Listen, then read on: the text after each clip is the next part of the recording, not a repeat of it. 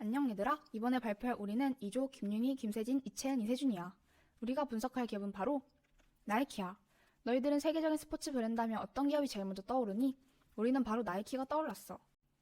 나이키는 의류, 신발 등을 판매하는 미국 스포츠 브랜드야. 세계 스포츠 시장 점유율 1위로 엄청나게 큰 규모를 자랑하는 다국적 기업이지. 대표적인 제품으로는 조던 신발이 있어.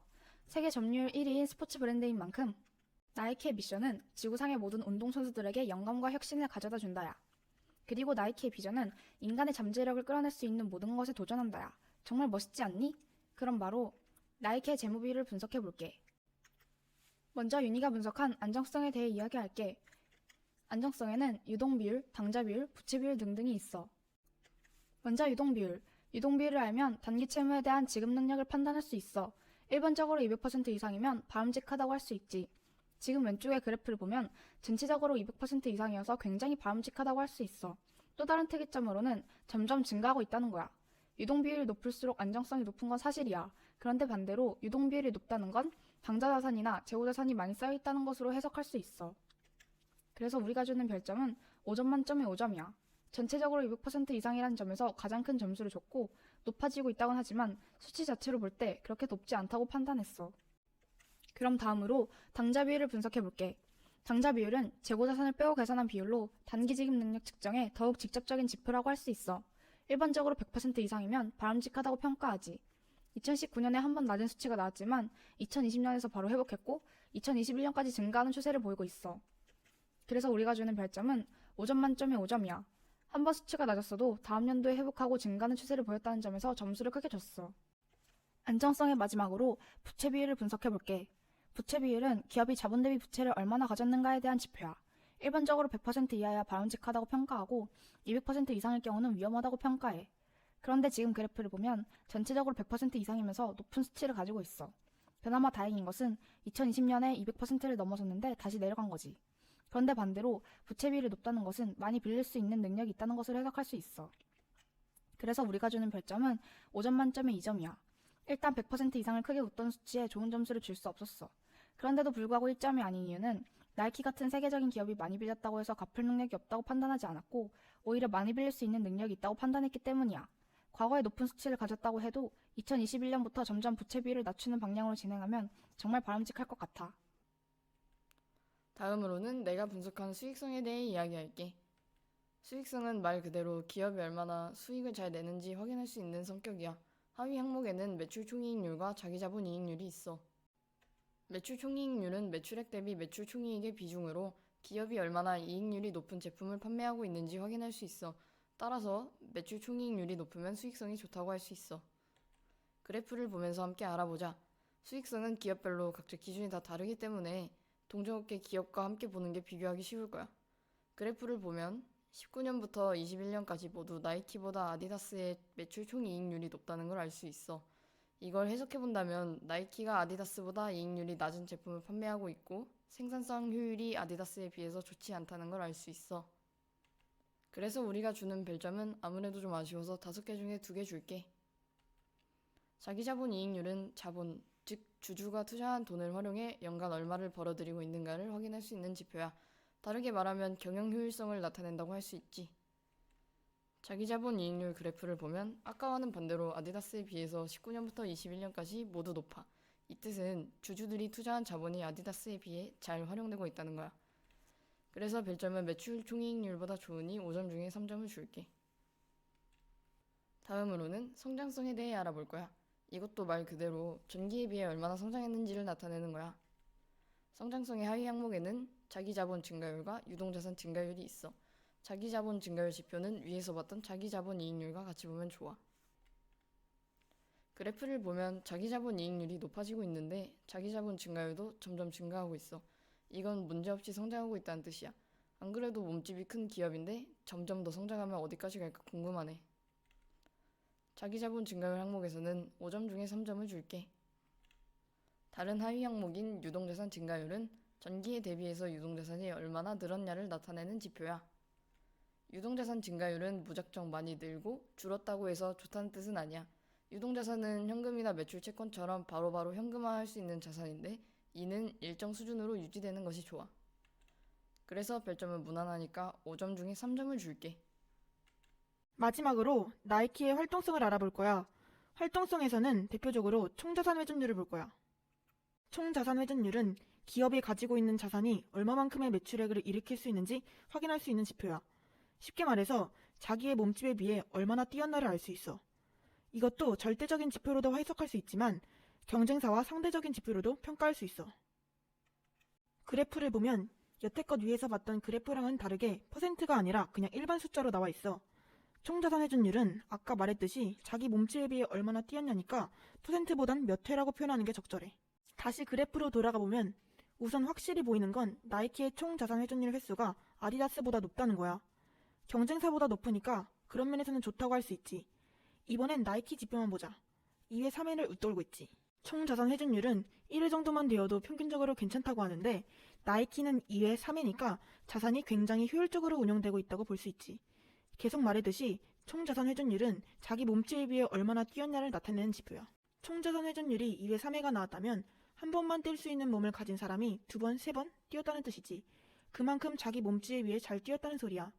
나이키의 19년부터 21년 총자산 회전율이 절대적으로도 상대적으로도 상당히 좋아.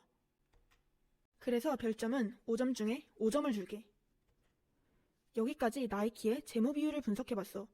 내가 앞에서 언급한 것들 외에도 재무 비율에는 더 여러 가지 하위 항목들이 있으니까 그것도 잘 참고해봐. 그럼 다음으로 나이키의 현금 흐름표를 분석해볼게. 현금 흐름표는 크게 영업활동, 투자활동, 재무활동으로 나뉘어져 있어. 먼저 채은이가 분석한 영업활동, 투자활동에 대해 이야기할게. 기업의 영업활동이란 기업의 주된 수익 창출 활동으로서 일반적으로 제품의 생산 및 재화의 용역의 판매와 관련된 활동을 의미해. 일반적으로 당기 순이익 결정에 영향을 미치는 거래로부터 주로 발생해. 영업활동이 플러스라면 상품을 팔수록 현금이 남는다는 것이고 마이너스라면 상품을 팔수록 현금이 부족하다는 뜻이야.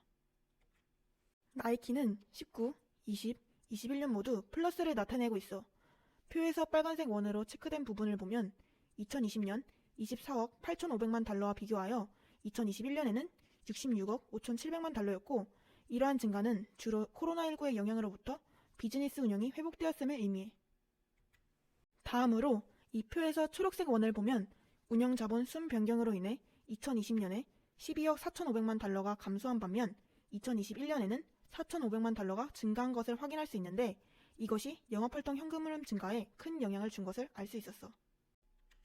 이러한 운영자본의 변화에 무엇이 영향을 끼쳤는지 조사해본 결과 첫 번째, 코로나19로 인해 전년도 폐쇄된 시장 전반에 걸쳐 건강한 재고 수준으로 돌아가면서 강력한 소비자 수요로 인해 재고가 감소했기 때문이었고 두 번째는 코로나19의 영향으로 2020년 지출 감소로 인해 미지급금 및 미지급 부채의 증가로 인해 영향을 받았어.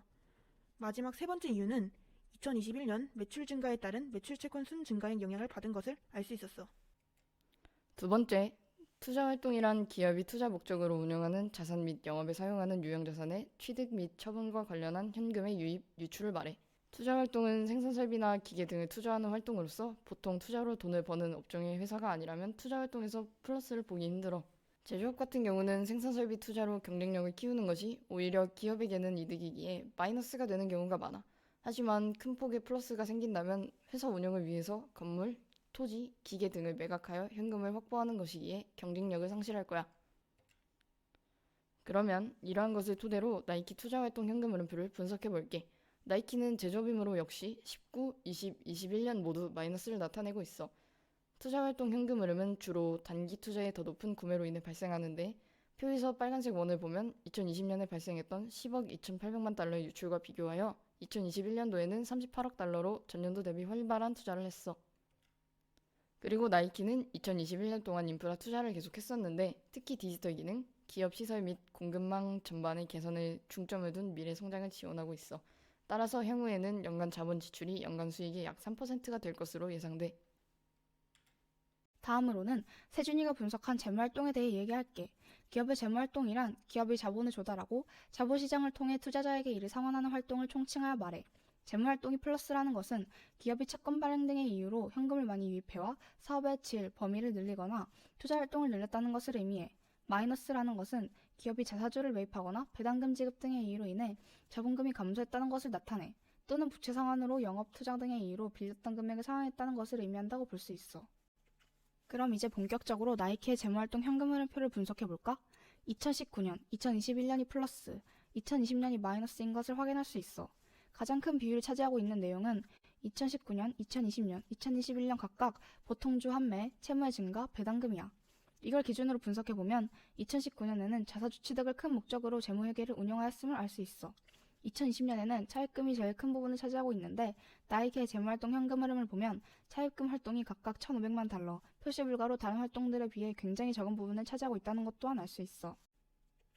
반면에 가장 큰 자사주 매입과 배당금 지급을 보면 각각 4,041백만 달러와 1,837백만 달러로 나이키라는 기업이 보통주 매입에 제일 공을 들이고 있는 것을 알 수 있는데 기업이 보통주, 즉 자사주를 매입하는 이유는 여러 개가 있지만 대표적으로 첫 번째, 주가의 관리, 두 번째, 주주에 대한 배당금 증가, 세 번째, 대주주의 의결권 강화 등이 그 이유라고 볼 수 있어. 어느 쪽이 이유가 되었든 주가의 상승으로 이어지기 때문에 나이키의 전망 또한 나쁘지 않다라고 분석할 수 있어. 재무활동의 플러스 마이너스 옳고 그름은 영업투자 재무활동 현금 흐름을 플러스 마이너스로 어느 정도 유추해볼 수 있어. 영업활동이 마이너스, 투자활동이 마이너스인 상태에서 재무활동이 플러스라면 기업이 영업성장이 부진한 상황에서 돈을 빌리고 있다라고 분석해볼 수 있고 영업활동이 플러스, 투자활동이 플러스인데 재무활동이 마이너스라면 기업이 영업투자활동으로 번 돈을 부채상환 또는 주주의 배당금을 지급하는 데 쓰였음을 유추해볼 수 있어. 그럼 마지막으로 총평. 안정성과 활동성이 매우 높고 수익성에서 경쟁 회사인 아디다스와 비교해서 조금 부족한 면을 보이고 있어. 성장성은 보통이고 자기 자본을 효율적으로 운용하고 훌륭한 수익률을 보이고 있어. 전체적인 평균 점수는 3.8점이야. 수익성 부분에서 조금만 더 보완한다면 만점이 될 수 있을 거라고 생각해. 지금까지 들어줘서 고마워. 너희들이 잘 이해할 수 있도록 쉽게 전달하려고 했는데 잘 됐을지 모르겠어. 그럼 진짜 안녕.